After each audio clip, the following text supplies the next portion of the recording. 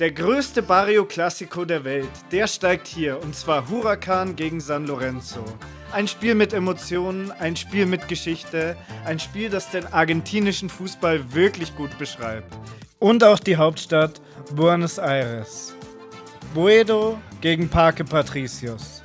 Quemeros gegen Cuervos. Ich habe diesmal Begleitung auf dem Derby und erlebe den Clásico de Barrio más grande del mundo mit Alan. Der gibt alles am Derby-Tag, um mir zu zeigen, was es ihm bedeutet. Also kommt mit zu einem spannenden Spieltag in Buenos Aires.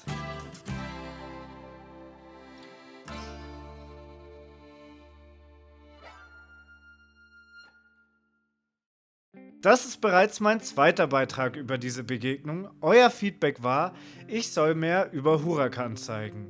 Das mache ich mit diesem Video und ich versuche, die Stimmung im Stadion besser einzufangen. Falls ihr mehr über die Geschichte der beiden Clubs und die Rivalität wissen möchtet, lege ich euch das erste Video über diesen Clásico hier auf dem Kanal ans Herz. Heute geht es mehr um den Spieltag, das Drumherum und die Emotionen. Doch bevor wir mit dem Derby starten, schauen wir erstmal einen Spieltag zurück. Und zwar zu San Lorenzo. San Lorenzo im letzten Heimspiel vor dem Clásico. Sie konnten einen Sieg verzeichnen und ich konnte mit einer Fanlegende sprechen. Que dicen que soy el primer influencer del fútbol argentino. No tiene ni Boca, ni River, ni Independiente, ni Racing. Yo empecé en 2008, no había Instagram, no había YouTube, no YouTube sí, pero no había Instagram, no WhatsApp, no había nada de eso. Y yo venía acá a la cancha, cantaba y después en Facebook comentaba cómo me iba. Solo con Facebook. Después, bueno, fui agregando las otras social nets, que Instagram, todas las demás redes sociales. Dem Gordo Ventilador, was so viel bedeutet wie dicker Ventilator. Fat fan in English. Ja, mit dem Gordo Ventilador, Fat fan. Ah, nice to meet you, my buddy! Und für diesen Move ist er bekannt. In ganz Argentinien. Er gehört zum festen Inventar bei San Lorenzo. Und was macht San Lorenzo jetzt für ihn besonders? No me importa a mí lo que pueda pensar el otro. Es como tu mamá o como tu mujer. Si para vos es la mejor, no importa lo que puedan pensar los demás. Cada uno tiene lo suyo, que para uno eso es lo mejor. Entonces para mí San Lorenzo es lo mejor y lo podría demostrar por la calidad de la gente que tiene y por la hinchada, que lo dijo Maradona, que somos la hinchada más ingeniosa, la que tiene la hinchada más pimpante, que tiene más cantitos y bueno, aparte somos el único club en el mundo creado por un religioso, que es Lorenzo Massa, que para mí es importante, pero bueno, al ateo no le importa, pero para mí es importante.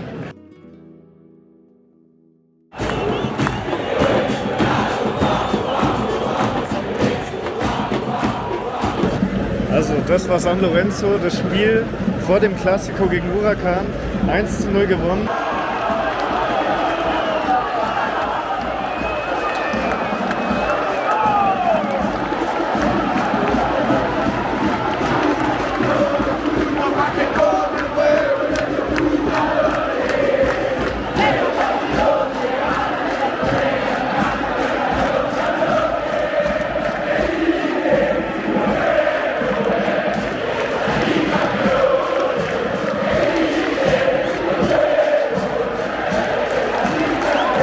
Top-Stimmung wie immer.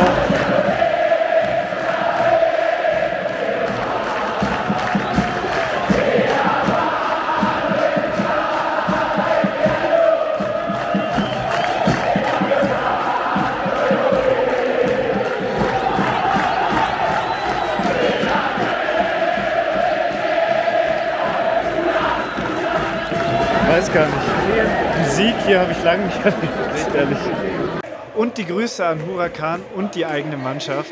Dass ein Sieg her muss, gehören am Spieltag vor dem Derby absolut dazu.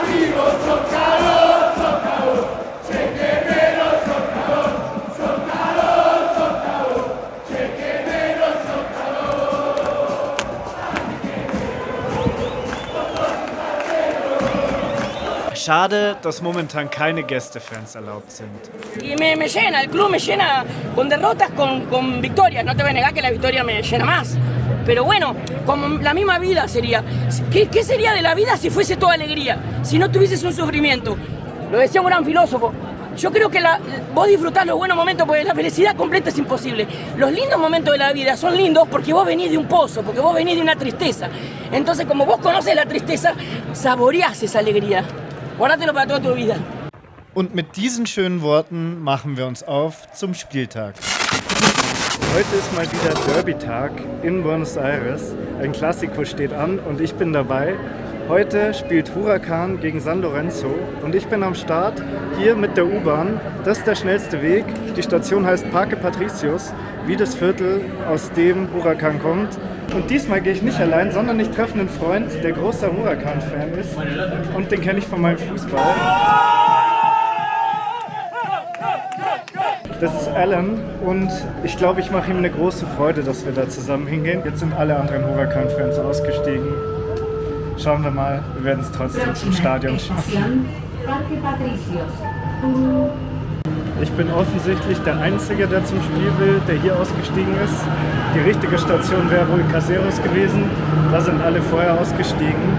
Aber hier treffe ich Alan, der kommt hier aus dem Viertel und ist deswegen wohl Huracan-Fan. Das ist hier immer so eine Viertelsache und deswegen bin ich gespannt, wie er mitfiebert. Ich denke sehr. Buenos Aires ist so schön, jetzt ist hier ein Fest, aber ich sehe Alan noch nicht. Ich bin aber auch 5 Minuten früher gekommen. Mit der U-Bahn hier ist das manchmal nicht einzuschätzen. Naja, schaue ich mir deshalb 5 Minuten an, bis er da ist. Okay, ich habe ihn getroffen. Hier ist Alan. Wie man sieht, großer Huracan-Fan. Huracan, loco. ¿Sos de Parque Patricios o cerca? Sí, de cerca en realidad. Yo estoy en Pompeya, pero bueno, siempre me acostumbré a estar acá, de chico, prácticamente en mi segundo barrio. Y siempre, bueno, cuando vengo a ver a Huracán, me junto acá, si no en la Plaza José C. Paz, que era donde yo te quería llevar, que ahí es explota. A mí me encanta y es donde siempre estoy alentando y donde soy fanático de Huracán. Also ich mag Alan sehr, er hat mir auch ein Trikot mitgebracht, aber ich habe mich entschieden, jetzt weniger Trikots anzuziehen, weil mir kam Feedback entgegen, dass ich jetzt vom Boca wäre. Ich bin nicht vom Boca, ehrlicherweise. Ich habe das nur angezogen, weil hier immer jeder Trikots anzieht. Aber ich dachte mir mal, sei mal neutral und gerade zu Hause würde ich Ärger kriegen, wenn ich den Gegner von San Lorenzo anziehe. Also machen wir mal weiter, ich freue mich trotzdem auf das Spiel. Und wir gehen jetzt zum Vorglühen. Hier die Previa im Parque Patricios. Einen kann man hier nicht übersehen, Ringo Bonavena. Er ist überall. Wer das ist, hat mir Alan erklärt. Eine absolute Vereinsikone aus dem Viertel. Sí, claro, eso, porque es hincha de Huracán. Pero, y porque boxeó también. Huracan-Fan und dann hat er als Boxer Weltkarriere gemacht. Und sogar gegen Muhammad Ali geboxt. Das war in den 1960ern und 70ern. Seitdem ist er aus Parque Patricios nicht wegzudenken und gehört zum festen Faninventar bei Huracan. Okay, ich habe Alan gefragt, ob er nervös ist. Nervös? Sí. Und er hat gesagt, nee, gar nicht. Aber jetzt, wo wir auf den Platz zu gehen, geht es ein bisschen los. Ich verstehe es, es ist Klassiko. Also eins kann ich hier schon mal sagen, ich war schon oft hier, selten tagsüber und der Palacio Duco, wie das Stadion heißt, liegt wirklich genial. Mitten in der Stadt, man geht dahin, überall sind Leute am Trinken, Leute am entspannt trinken einfach. Es ist eine gute Atmosphäre hier und die Lage, schaut es euch an, wirklich krass. Vor dem Spiel gab es tatsächlich einen Graffiti-Krieg hier zwischen San Lorenzo und Huracan. Sie haben sich übersprüht. Ihr seht, hier ist alles mit dem Globo voll, dem Zeichen von Huracan, dem Ballon tatsächlich nach Jorge Newbery. Das war sein Ballon und den haben sie damals, das war hier ein Luftfahrtpionier, den haben sie damals als Logo genommen. Echt schön hier, alles voll.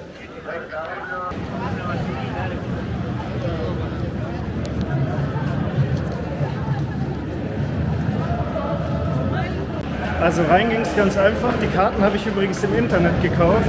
Man muss ein Mitglied kennen, dann geht es. 40 oder 50.000, also 25 oder 30 Euro. Also recht easy.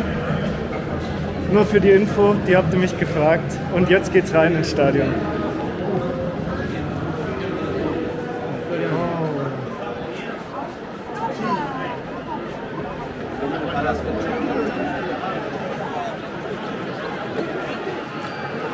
Was für ein beeindruckendes Stadion, alt und steil.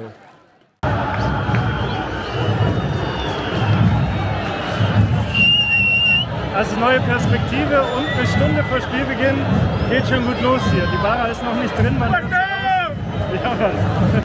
Die Barra Bravas sind die Hardcore-Fans hier in Argentinien und die begeistern immer durch einen Einmarsch vor Anpfiff.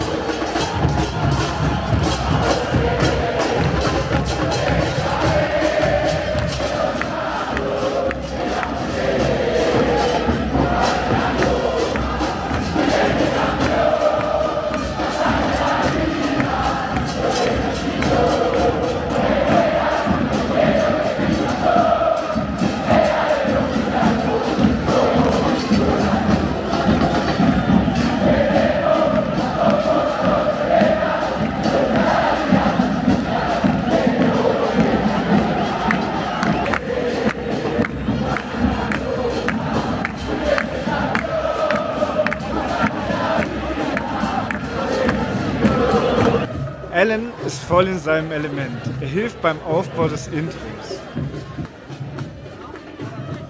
So funktioniert das Ganze jetzt ziemlich automatisch und dann starten wir auch schon gleich rein in dieses herrliche Intro.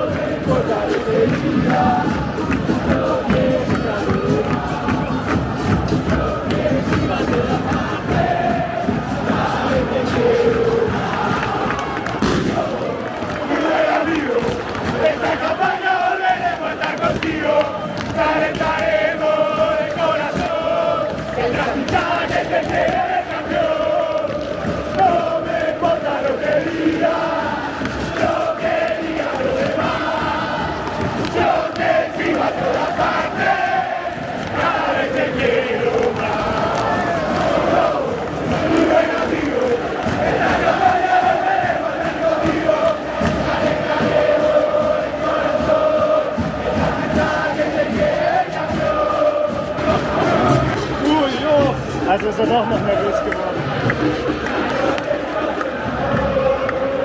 Man merkt jetzt die Anspannung im ganzen Stadion.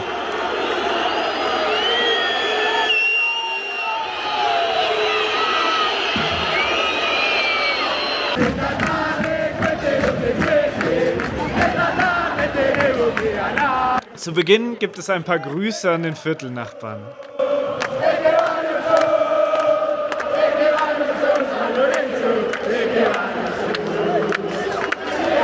Huracán ist der kleinere von beiden Vereinen und in der Derby-Statistik weit hinter San Lorenzo. San Lorenzo zählt zu den großen 5 in Argentinien, Huracán nicht.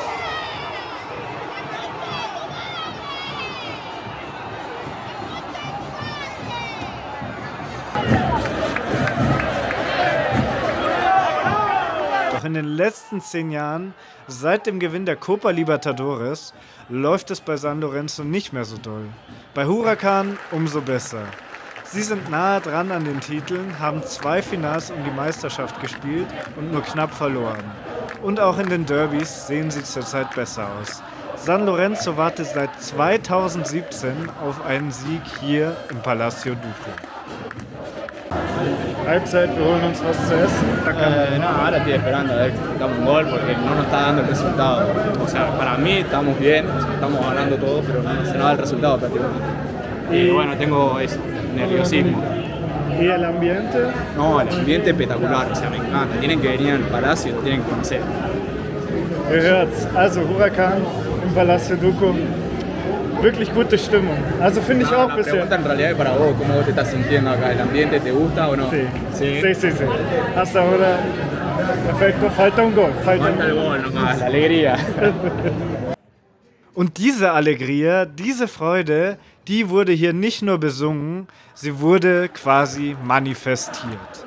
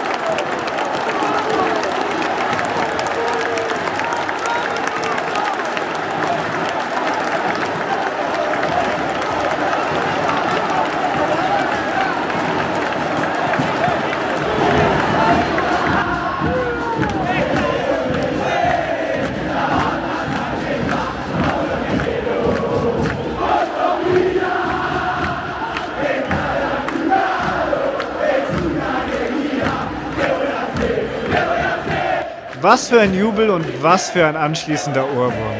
Das war absolut das Lied des Spiels. Es hat unglaublich Spaß gemacht, den Leuten hier in ihrer Ekstase zuzuschauen.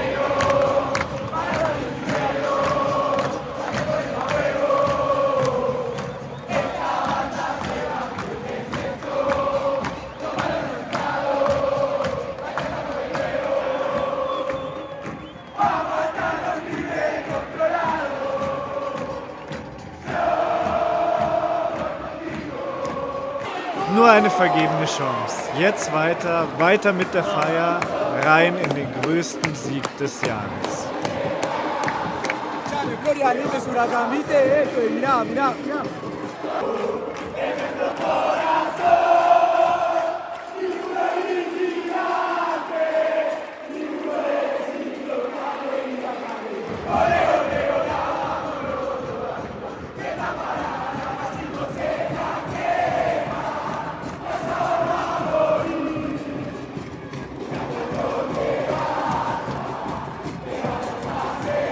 Und jetzt, wenige Minuten vor Schluss, gab es kein Halten mehr. Für niemanden im Stadion. Die Pöbeleien gegenüber habe ich nur kurz eingefangen. Hier gingen einige Videos viral. Es wurden Zäune bestiegen und auf Dächer geklettert. Nichts konnte die Fans jetzt halten. Man war wieder kurz davor, den Erzfeind San Lorenzo zu schlagen.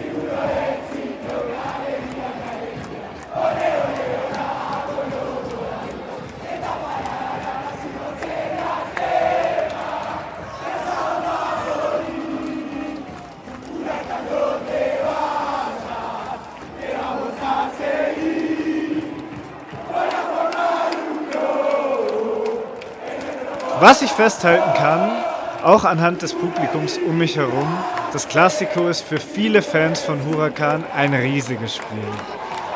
Alle sind voller Emotionen dabei. Und dann gab es auch noch für die Spieler die verdiente Siegesfeier.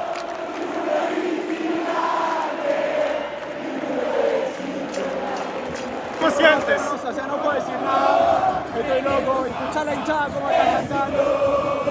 ¡Qué alegría, qué alegría! Como dice de los Salta, el ciclón.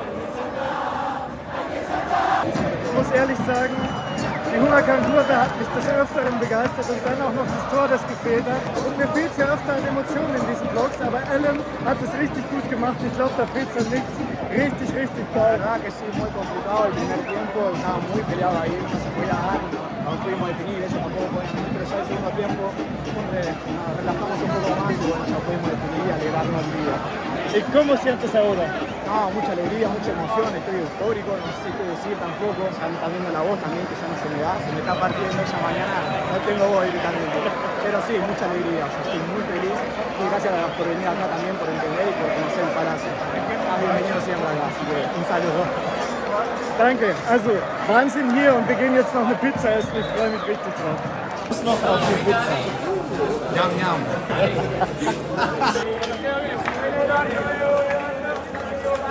So, wieder zu Hause. Hier kommt schon die Schlussfolie.